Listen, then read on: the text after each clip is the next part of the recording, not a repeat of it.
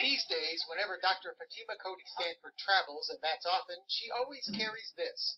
Dr. Stanford's license to practice medicine came in handy aboard a Delta Airlines flight Tuesday night when the passenger next to her fell ill. Lots of shaking, hyperventilation. Without being asked, Dr. Stanford presented her license to a flight attendant.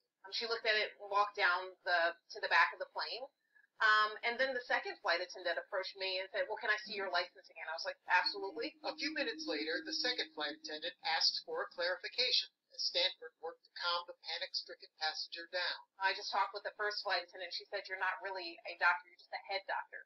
But excuse me? What do you mean by that? Oh, so you're not really an MD, are you? This is, Stanford says, after presenting her license to the flight attendants twice. Oddly enough, Dr. Stanford attended a medical conference a couple of weeks ago on medical bias, at which she interviewed another doctor who had a similar experience aboard another Delta flight.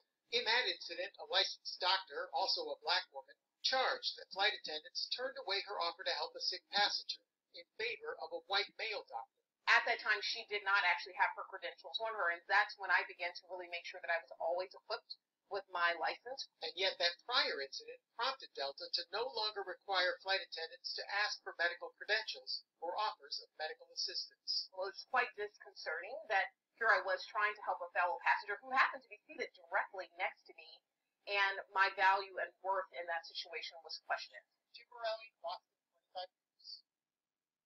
Okay, let me give a shout out to MGTOW5513 for sending me the story. And when I saw the title alone of the article before even playing the video, I automatically knew where they were headed with this. And when I looked at the article, I had to make sure that it wasn't that particular story again where they mentioned where another woman who was a black woman who was a doctor had to administer some assistance to somebody, and they were trying to keep her from doing it, and then they did go in favor of a white male doctor who was seated somewhere else on the plane away from the person who was clearly having some type of an emergency and could have died. So the person was sitting right next to her, and it was that simple. All she had to do was administer help to the person, and that was it, and nursing back to health. But they had an issue with that, and I'm telling you, it had to be race related. That was a double whammy. This was a woman who was black. Remember, in the first story, it was a woman who was black, but they went in favor of someone who was white, who was a male. So basically, what you're telling me is that only white people can be doctors, and they have to be a man at the same time. So that could be seen as sexism and racism. I mean, like they must rather have the people die than get the exact help that they need.